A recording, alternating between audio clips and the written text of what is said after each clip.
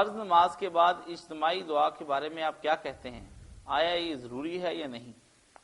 اجتماعی دعا تو بالکل کہیں نہیں آئی. انفرادی بھی جو ہے نا کہ آدمی اکیلا بھی دعا کرنا چاہے ہاتھ اٹھا کے، اس کے لیے 4 روایتیں ہیں، چاروں بدقسمتی سے صحیح، ایک بھی صحیح نہیں. کبھی ہاتھ نہیں آپ نے نماز کے بعد اٹھائے، نہ یہ دعا کی. اس لیے صحیح تو یہ ہے کہ آدمی اس چکر میں نہ پڑے، ذکر اذکار کرے، نماز کے اندر دعائیں کر لے، بعد میں بھی کرنی تو ویسے ہی کرتا رہے. اگر وہ نماز کے ساتھ اس کو نہ جوڑے، ویسے کہے کہ میرا جی آپ چاہتا کوئی اللہ سے مانگنے کی، بے شک مانگ لے، ہاتھ اٹھا کر ہی مانگ لے، مگر جس طرح یہ نماز کا حصہ بنی ہوئی ہے نہیں، اس کا کوئی ثبوت نہیں. بڑے بڑے نیک علماء نے اس کے بلد ہونے پر کتابیں لکھی، کوئی ثبوت ہے اس کا کہ حضور نے کبھی یہ کی؟ اس کی بجائے جیسے مکہ مدینہ نے سنانا لوگوں نے، اور اب تک آ کر سارے لوگ ملتے ہیں ان کا، یار ہمیں نماز سکھا دی اس بندے نے. وہاں بڑے لیکچر ہوئے نا کہ نماز کے اندر دعائیں کیا کرو، یار تم نے کیوں نماز کو بےسر بنا رکھا؟ جب اللہ اکبر کا دنیا والوں سے کٹ گئے، کسی سے بات نہیں کر سکے، صرف خدا اور تم، اس وقت کرو. 7 جگہ حضور نے کی ہے نماز کے اندر اللہ اکبر کہتے، الحمد نہیں شروع کی دعائیں حدیثوں میں لکھی، کبھی کوئی پڑھی کبھی کوئی. اب اس میں سے لے دے کہ ہمیں سبحانک اللہ یاد ہے، کرتے تو آپ کچھ نہیں. پھر اسی طرح رکوع میں گئے سبحان ربی العظیم دعا، سمع اللہ لمن حمدہ دعائیں، سجدے میں دعا، بیٹھ کر دعا، پھر سجدے میں، پھر التحیات میں. 2 موقع تو آپ نے فرمایا بالکل ان سے فائدہ اٹھا لو.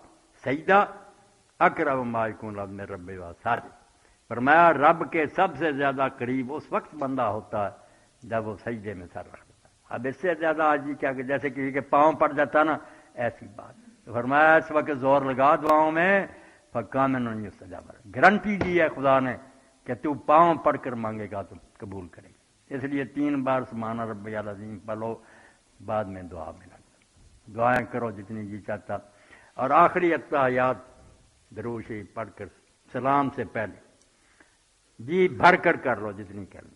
اور ابن قیم رحمۃ اللہ نے بڑی مثال پیاری دی کہ تم کسی افسر سے ملنے جاتے ہو، اب اس وقت تو بات نہ کرو جب اس کے پاس بیٹھے ہو، اور جب السلام علیکم کر چل پڑو، پھر چودھری صاحب یہ بھی کہنا تھا یہ بھی کہنا. بھائی جب السلام علیکم ہی کہہ دیا، آپ معراج سے باہر آ گئے، بندوں سے آپ ملے، اب یاد آیا تو 7 جگہ.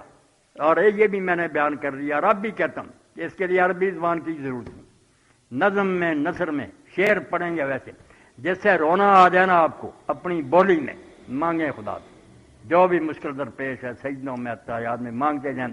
آپ اس طرح کی نماز پڑھنا شروع کریں، 17 رکعت شکھی بجائے 4 ہی پڑھ لینا، آپ کو مزہ آ جائے گا کہ یار رب سے باتیں کرتے تو آپ کچھ نہیں. عربی میں آپ کیا مانگیں گے؟ وہ تو زبان ہی دوسری، اپنی زبان میں مانگیں. ایک حاجی تجمل حسین سے رحمۃ اللہ علیہ بات یاد آ گئی اور اس پر ختم کرتے ہیں. یہ حاجی امداد اللہ مہاجر مکی رحمۃ اللہ علیہ کے مرید تھے. حاجی صاحب آخر میں برطانوی حکومت کے خلاف جہاد کیا، پھر فرنٹ جاری ہوئے، مکہ چلے گئے، وہیں دفن ہوئے. بہت بزرگ تھے اور یہ سارے بڑے بڑے بزرگ ہندوستان کے انہیں کے مرید تھے. حاجی امداد اللہ مہاجر مکی. اب حاجی تجمل حسین ان کے ماننے والے تھے. انہوں نے ایک دن نا وہ مینا کی طرف نکل گئے. اب وہاں نماز ہو رہی تھی فجر کی، تو شافعی امام نماز پڑھا رہا تھا. شافعیوں کا طریقہ ہے کہ وہ روزانہ فجر کی نماز میں رکوع کے بعد دوسری رکعت میں ہاتھ اٹھا کر دعائیں مانگتے ہیں، کبھی امام کعبہ بھی مانگتے ہیں. یہ بہت اچھی بات ہے کہ فجر کی نماز میں دوسری رکعت میں رکوع کے بعد ہاتھ اٹھا کر مانگ لو جو مانگنا. اب یہ بھی ساتھ تھی، حنفی تھے مگر ان کے پیچھے تھے، وہ عربی میں کرتے رہے. حاجی صاحب کو اور نہیں عربی ان کی سمجھ آتی تھی، یہ اپنی زبان میں ڈاکٹر صاحب پھر ایک شعر پڑھتے رہے، روتے رہے.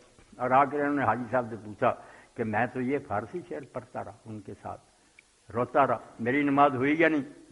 وہ یہی کہتے رہے، اے خدائی بندہ را رسوا مکن، گر بدم من سر من پیدا مکن. اے اللہ اپنے اس بندے کو شرمندہ نہ کرنا، اور اگر میں برا بھی ہوں تو قیامت کے دن میرا پردہ فاش نہ کرنا. روتے رہے، پڑھتے رہے.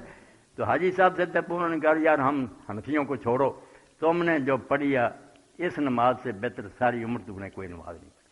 تو اس لیے نماز کو آپ جاندار بنائیں، نمازوں میں شروع کریں اپنی زبانوں میں، سجدوں میں، التحیات میں، ہر جگہ دعائیں کریں. جو بھی مسئلہ ہے، رزق کی تنگی ہے، کوئی گھر کا فساد ہے، انشاءاللہ آپ دیکھیں گے پھر نماز جو نا وہ بوجھ نہیں معلوم ہوا کہ اللہ کا کوئی ہم پر یہ قرضہ ہے.